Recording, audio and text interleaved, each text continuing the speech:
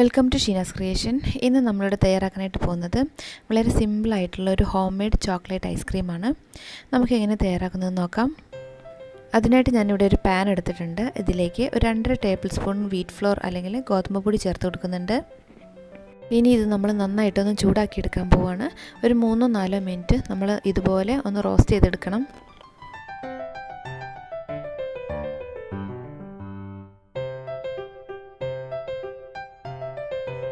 ഇപ്പോൾ ഇത് നന്നായിട്ട് റോസ്റ്റായി ഇതിൻ്റെ സ്മെല്ലെല്ലാം ഒന്ന് ചേഞ്ച് ആയി വന്നിട്ടുണ്ട്. ആ സമയത്ത് നമ്മൾ 2 കപ്പ് പാല് ചേർത്ത് കൊടുക്കുന്നുണ്ട്. പാൽ ഒഴിച്ച് കഴിഞ്ഞിട്ടുണ്ടെങ്കിൽ നമ്മൾ ഫ്ലോർ ഇങ്ങനെ പാലിൻ്റെ മുകളിലോട്ട് ഇങ്ങനെ തരികളായി വന്ന് കിടക്കും. അത് നമ്മൾ ഒന്ന് കട്ടയെല്ലാം ഉടച്ച് ഒന്ന് അലിയിച്ചെടുക്കണം. ഇപ്പോൾ ഇതാ ഫ്ലോർ നമ്മൾ ഒഴിച്ചു കൊടുത്ത പാലിൽ നന്നായി മിക്സായി വന്നിട്ടുണ്ട്. ഇനി നമ്മൾ ഈ പാല് നന്നായിട്ടൊന്ന് കുറുക്കിയെടുക്കാനായിട്ട് പോവുകയാണ്. അതിനായി ലോ ടു മീഡിയം ഫ്ലെയിമിലിട്ടിട്ട് നമ്മൾ നന്നായി ഇളക്കിക്കൊണ്ടേയിരിക്കണം. ഇല്ലാന്നുണ്ടെങ്കിൽ ഇത് പെട്ടെന്ന് തന്നെ അടുക്കി പിടിക്കാൻ സാധ്യതയുണ്ട്. അടിവശത്ത് തരികളായി കിടക്കും. ഇനി നമ്മൾ ഇതിലേക്ക് ഒരു 1/4 കപ്പ് പഞ്ചസാര ചേർത്ത് കൊടുക്കുന്നുണ്ട്.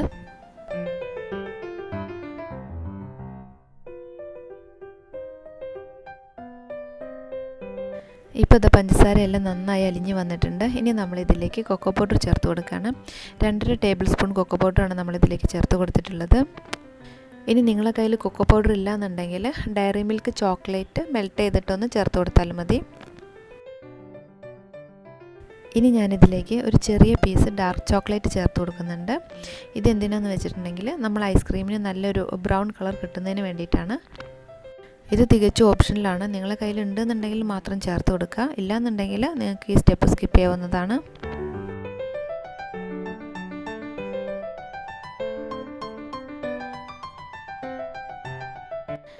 ഇപ്പോൾ ഇത് ഡാർക്ക് ചോക്ലേറ്റ് എല്ലാം നന്നായി മെൽറ്റായി വന്നിട്ടുണ്ട്. അതോടൊപ്പം തന്നെ നമ്മളെ മിക്സിന് നല്ലൊരു ഡാർക്ക് ബ്രൗൺ ഷെയ്ഡൊക്കെ വന്നിട്ടുണ്ട്.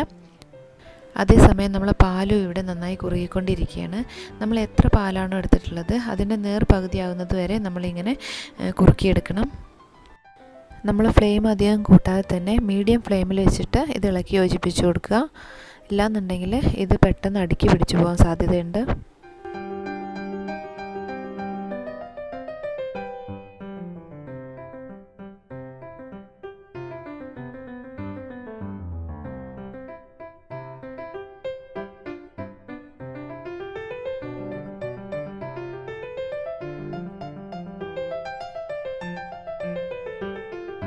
ഇപ്പോൾ ഇതാ നമ്മുടെ മിക്സ് ഇവിടെ നന്നായി കുറുകി നല്ല തിക്കായി വന്നിട്ടുണ്ട്.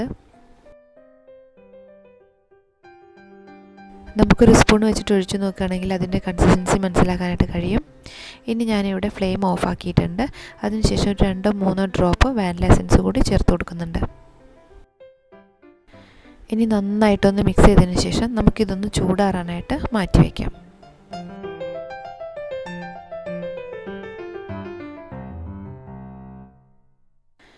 ഇപ്പോൾ അത് നമ്മളെ മിക്സ് ഇവിടെ നന്നായിട്ട് ചൂടാറി വന്നിട്ടുണ്ട്. ഇനി ഞാനിവിടെ ഒരു ഐസ്ക്രീമിൻ്റെ ബൗൾ എടുത്തിട്ടുണ്ട്. അതിലേക്ക് ഈ മിക്സ് ഒന്ന് പകർത്തി കൊടുക്കുകയാണ്.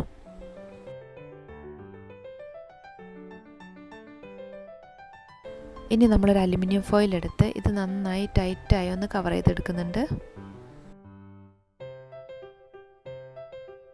ഇനി ഇതൊന്ന് അടച്ച് വെച്ച് ഒരു 2 മണിക്കൂർ നേരം ഇതൊന്ന് ഫ്രീസറിൽ സെറ്റ് ആവാനായിട്ട് വെക്കണം. ഇപ്പോൾ ഇത് 2 മണിക്കൂറിന് ശേഷം ഞാൻ ഫ്രീസറിൽ നിന്ന് എടുത്ത് വെച്ചതാണ്. ഇനി നമുക്ക് ഫോയിലൊക്കെ ഒന്ന് മാറ്റി കൊടുക്കാം.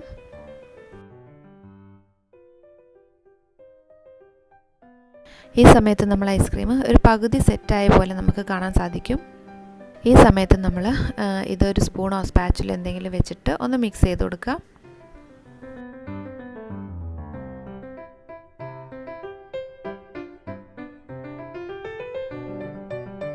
എന്നിട്ട് നമ്മളിതൊരു മിക്സിയുടെ ജാറിലേക്ക് മാറ്റി കൊടുക്കുകയാണ്.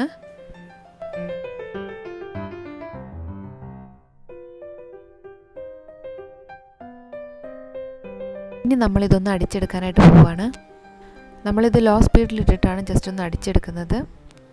ഇത്രയും തന്നെ മതിയാവും. ഇപ്പോൾ നോക്കുകയാണെങ്കിൽ നമ്മളെ മിക്സ് ഒന്നുകൂടി ലൂസ് കൺസിസ്റ്റൻസി ആയിട്ട് നമുക്ക് കിട്ടിയിട്ടുണ്ടാവും.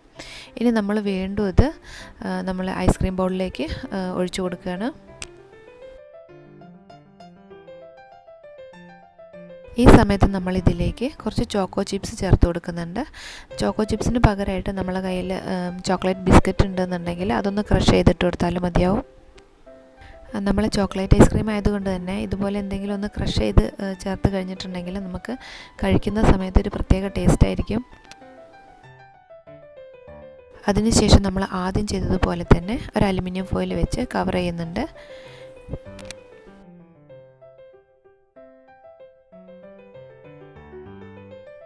ഇനി അടച്ചു കൊടുത്തതിന് ശേഷം നമ്മൾ ഫ്രീസറിലേക്ക് ഒരു 7-8 മണിക്കൂർ സെറ്റ് ആവാനായിട്ട് വെച്ച് കൊടുക്കുകയാണ്. ഇപ്പോൾ ഞാനിവിടെ ഒരു 7 മണിക്കൂറിന് ശേഷം നമ്മുടെ ഐസ്ക്രീം ഒന്ന് തുറന്ന് നോക്കാൻ പോവുകയാണ്. നമ്മൾ ഐസ്ക്രീം ഇവിടെ നന്നായി സെറ്റായി പെർഫെക്റ്റായിട്ട് വന്നിട്ടുണ്ട്. കടയിൽ നിന്നും വാങ്ങുന്ന അതേ ടേസ്റ്റിൽ നമുക്ക് വീട്ടിൽ ചെയ്തെടുക്കാവുന്നതേ ഉള്ളൂ. വീഡിയോ ഇഷ്ടമായിട്ടുണ്ടെങ്കിൽ സബ്സ്ക്രൈബ് ചെയ്യാൻ മറക്കരുത്. സബ്സ്ക്രൈബ് ചെയ്യുക, ലൈക്ക് ചെയ്യുക, ഷെയർ ചെയ്യുക. Thank you.